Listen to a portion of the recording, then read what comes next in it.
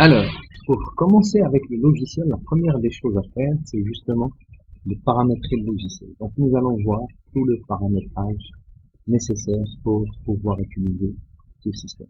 Alors, le paramétrage, la première des choses, c'est description hôtel, type de chambre, type de séjour, type client, façade des chambres, description chambre, saison, mode de paiement, nationalité, les pensions, les prestations, les marchés, les suppléments, catégorie des prestations, point de vente, paramétrage note sur Booking, catégorie des utilisateurs, les droits d'accès des utilisateurs, bien sûr la génération des rapports chiffre d'affaires, le paramétrage du point de vente et le changement de mot de passe.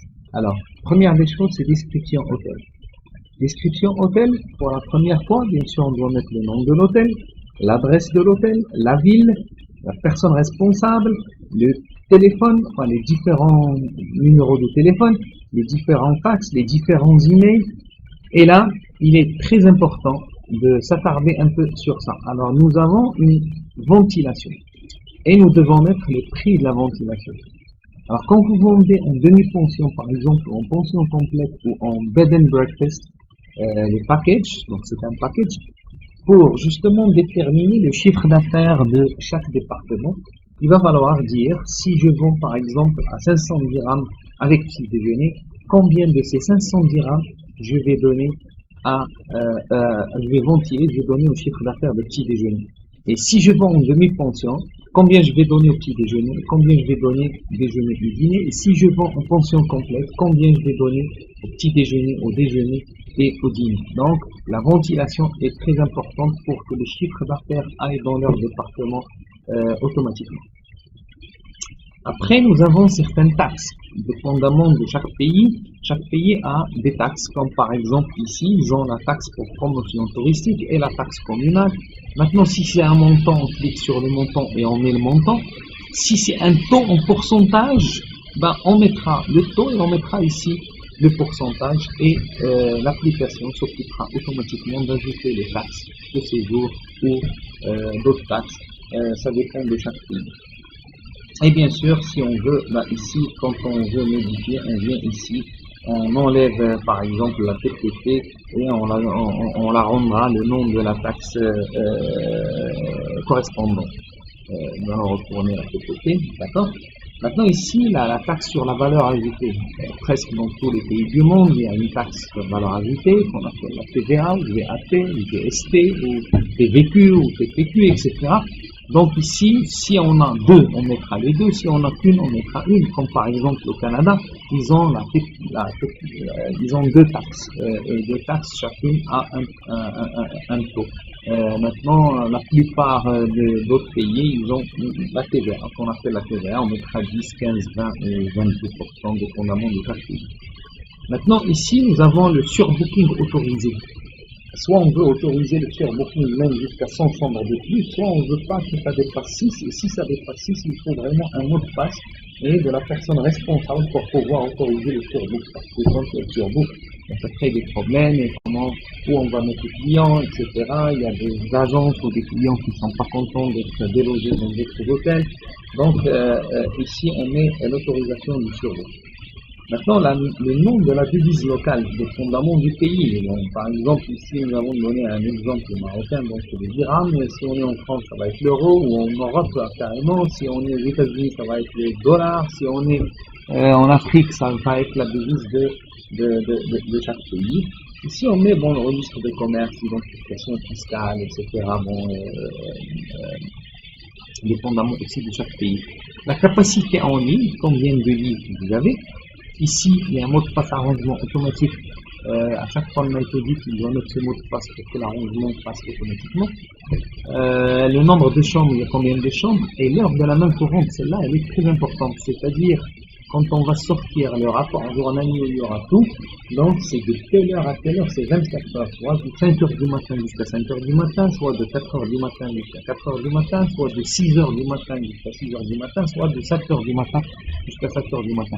Et là, c'est très important parce que si vous mettez de 5 heures du matin jusqu'à 5 heures du matin, ça veut dire si quelqu'un arrive à 5h15, et qu'il veut avoir une chambre, ben, il va falloir facturer cette chambre. Si vous voulez compter la nuit d'hier, parce que 5 heures du matin c'est aujourd'hui, vous voulez facturer la nuit d'hier, et il va falloir la faire manuellement. S'il vient par exemple à 4h59, lui, elle va rentrer automatiquement, elle va se calculer automatiquement, mais s'il vient à 5h15 et vous voulez compter la nuit, ben, il faut la saisir manuellement. Le taux de change sur le Channel Manager, une fois qu'on a parlé du HMS Maestro, il y a le Channel Manager, il y a le PMS, etc. Si le Channel Manager est connecté two-ways avec le PMS, le taux de change du Channel Manager, on le mettra ici, le taux de change des devises sur la facture, et ça, c'est dans le cas où nous avons des hôtels qui sont situés dans les frontières entre deux pays, et quand c'est dans les frontières, ils utilisent les deux monnaies. Alors, puisqu'ils utilisent les deux monnaies, on peut mettre les deux monnaies dans la facture. On mettra ici le taux de change du devise de la deuxième monnaie, comme ça, on pourra l'ajouter, est-ce que c'est du dollar ou autre chose. Et est-ce que vous voulez qu'elle soit visible dans la facture ou non? Dans certains pays, nous ont demandé, par exemple, d'avoir le prix en dollars et le prix avec leur devise locale. Donc, si on est visible, elle va apparaître. Ben voilà, une fois on a fait le paramétrage de l'hôtel, bon là c'est déjà fait, donc on va annuler, on va pas modifier, on va quitter. On va aller au deuxième, c'est les types de chambres. Donc on va déterminer quels sont les types de chambres que nous avons. Donc nous avons la double, la single, la triple, la suite, quadruple, villa, bungalow, etc., tout ce qu'on veut. Alors c'est très simple, partout vous allez trouver créer. Donc pour créer, dès que je mets créer, donc tout ça se met vide et je dois remplir toutes ces informations. Modifier si j'ai envie de modifier une information, supprimer, rechercher. Début, ça va aller jusqu'au début, fin, ça descend jusqu'au dernier enregistrement. Suivant, c'est d'aller 1 à 1. Précédent, c'est revenir 1 à 1. Si je veux avoir la liste de tout ce que j'ai saisi, je vais. Si je veux actualiser, si quelqu'un est en train, parce que l'application est en réseau, il faut y avoir plusieurs personnes qui font la saisie en même temps. Donc, je mets actualiser pour voir ce qui a été saisi avant que je sorte. Bon, cliquer, c'est pour cliquer. Donc, si je veux créer, je mets créer, je mets le code de la connexion Channel Manager, ça c'est très important. Le type, le nombre de packs en réduction qu'on peut accepter dans ce type de chambre. L'abréviation, c'est une double. Nombre de chambres, combien j'ai de doubles dans l'hôtel. Et ici, le prix en fonction des packs, ça c'est très très important. Est-ce qu'on vend la chambre, peu importe le nombre de personnes, ou on vend par personne dans une chambre?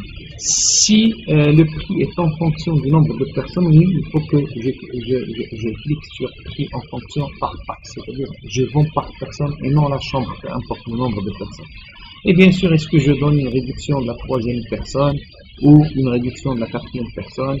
Cette réduction, est-ce qu'il s'agit d'un adulte ou d'un enfant?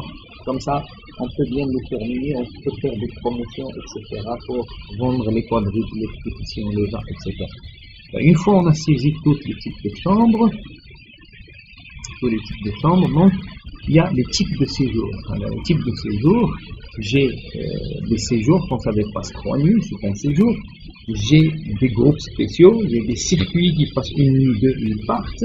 J'ai le non remboursable, j'ai des promotions et j'ai remboursable. Donc ici, je mets la même chose, créer, modifier, supprimer, rechercher. Je mets le code de le type de séjour que je veux créer.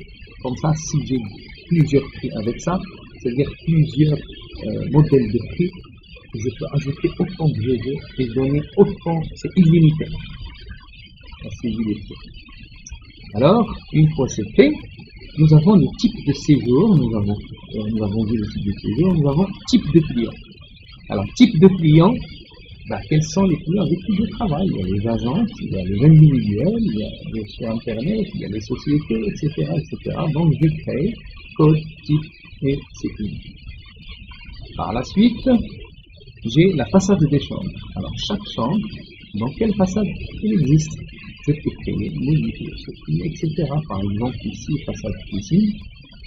Si je vais voir façade piscine, je peux aussi mettre la photo de la piscine.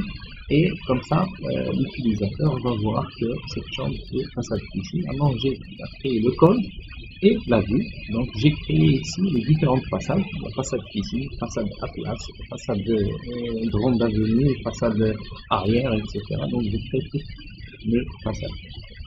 Une fois c'est fait,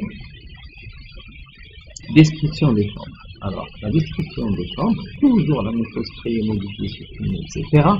Donc je mets le numéro de chambre, le type de chambre, capacité, quelle façade, le numéro étage.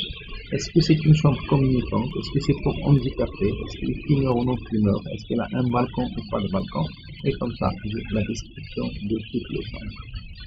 Une fois je décris les chambres, bien sûr, je crée les saisons. Alors, en général, nous avons la basse saison, la moyenne saison et la haute saison. Nous avons des saisons spéciales et nous avons des promotions et je crée autant de saisons que je veux.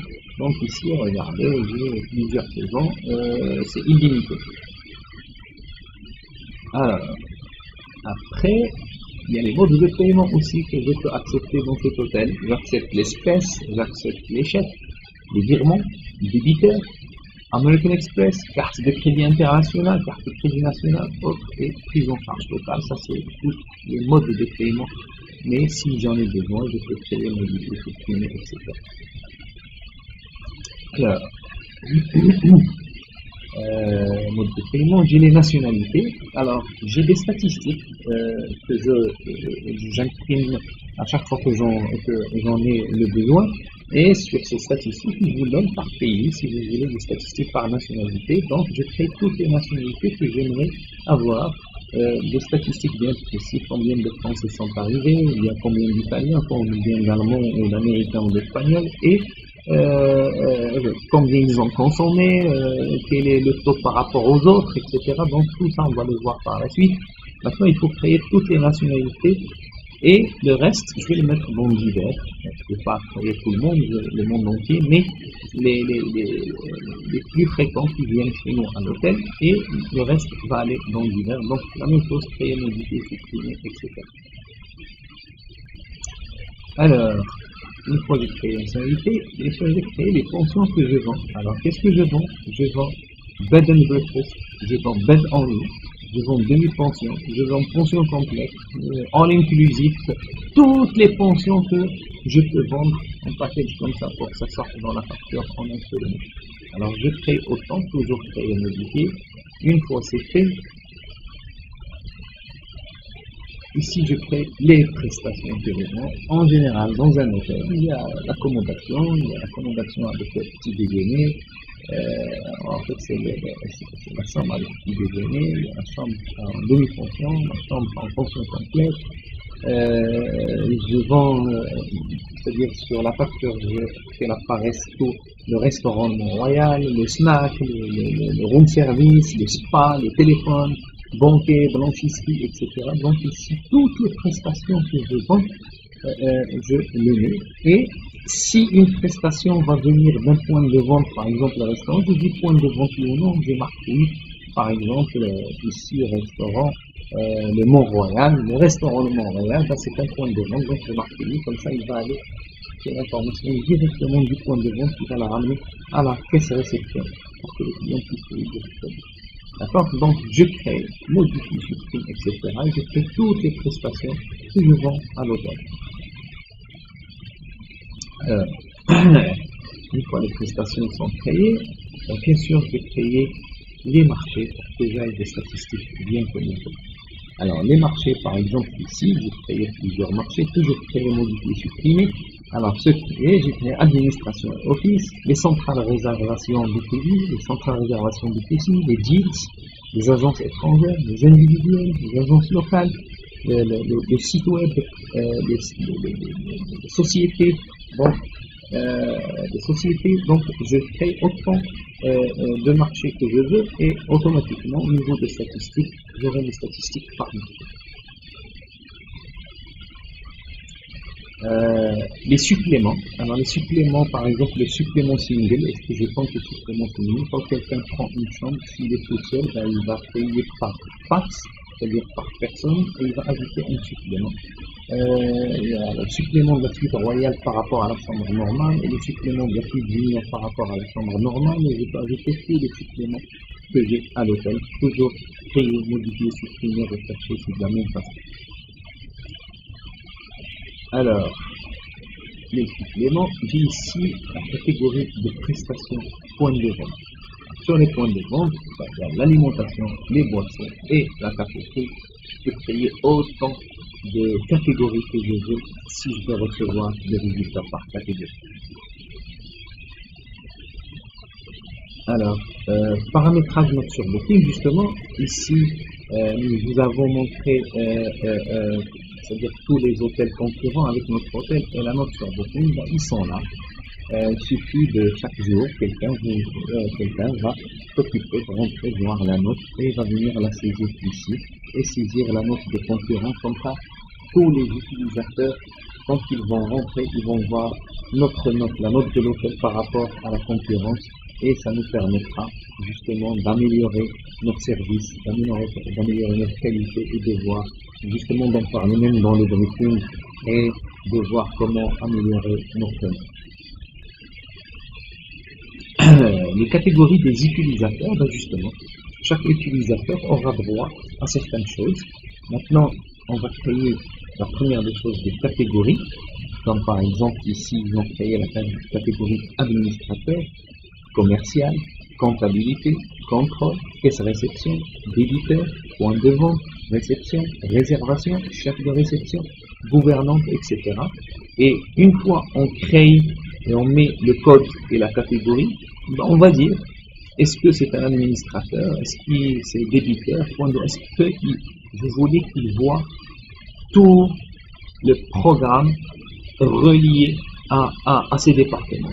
Si vous voulez qu'il les voit, vous cochez dessus. Si vous ne voulez pas qu'il voit, par exemple, le point de vente, vous ne cochez pas. Il n'aura pas accès au point de vente. Ça, je parle des catégories. Cette catégorie, les administrateurs, les commerciaux, les comptables, les contrôleurs. Toujours créer, modifier, supprimer, etc.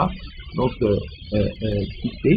Maintenant, une fois on a créé les catégories utilisateurs, maintenant on va créer les utilisateurs et on va mettre leur nom carrément d'utilisateur et on va dire qu'il fait partie de quelle catégorie, et comme ça, c'est-à-dire tous les gens de réservation vont avoir accès à la même chose. Donc, je crée tous les utilisateurs avec leur prénom. Maintenant, par exemple, j'ai créé Abdallah, mot de passe, bon, il saisit son mot de passe, et il fait partie de quelle catégorie? S'il fait partie de la catégorie d'administrateur, ben, il aura tous les accès que nous avons donnés à l'administrateur. Voilà, et toujours la même chose. Alors, une fois on a créé tous les utilisateurs, et ben les droits d'accès, ça c'est très important, les droits d'accès. Je mets de quelle catégorie on parle. Si on parle par exemple de caisse réception, à caisse réception, nous allons recevoir ici tous les programmes et on va dire oui, il a accès ou il n'a pas accès. Alors, gestion client, est-ce qu'il a accès? Je pose. Cardex, est-ce qu'il a accès? Consultation réservation, est-ce qu'il a accès? Consultation réservation sur toutes les réservations. Consultation réservation en option. Consultation planning mensuel.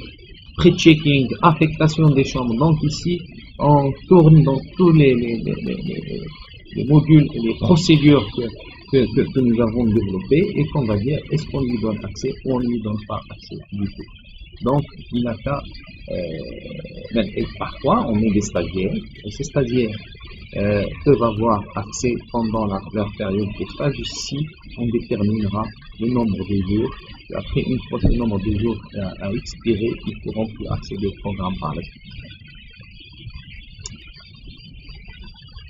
Alors, ici, génération du rapport chiffre d'affaires. Chaque année, on va générer le rapport. On clique sur générer, et ça c'est le contrôle. On clique justement pour générer l'année et essayer justement de remplir le budget pour qu'on puisse voir les résultats par la suite.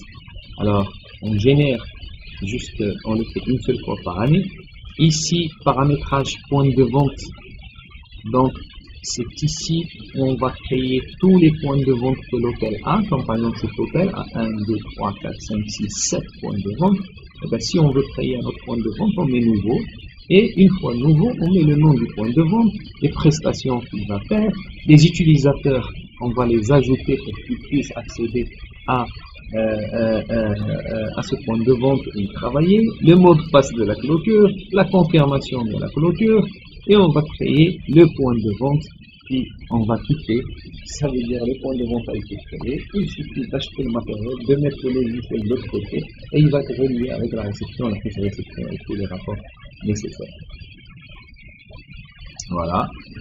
Ici, c'est changement de mot de passe. Changement de mot de passe, c'est le mot de passe actuel. Une fois on est là, on va mettre le mot de passe actuel, on va mettre le nouveau mot de passe et on va confirmer avec la même chose et on va valider. Et comme ça, notre mot de passe va changer pour que personne ne puisse accéder avec le nôtre. Car il y a des contrôles. À chaque fois qu'il y a des erreurs ou quoi que ce soit, le système donne quelle est la personne qui a fait cette erreur, à quelle heure, à quel point de vente et de quel poste. Donc, si quelqu'un connaît votre mot de passe, ben, il pourra faire l'erreur et passer pour vous. Donc, il vaut mieux changer votre mot de passe à chaque fois que vous trouvez, ou à chaque fois que vous trouvez que c'est nécessaire. Alors, le paramétrage maintenant est terminé. Mais nous avons encore besoin de paramétrer certaines choses. Donc maintenant, on a inséré la description de l'hôtel, les chambres qu'on vend, toutes les prestations, les points de vente, etc., etc., etc. Maintenant, il nous faut des clients. Alors, nous avons la gestion des clients. C'est ce que nous allons voir dans gestion des clients.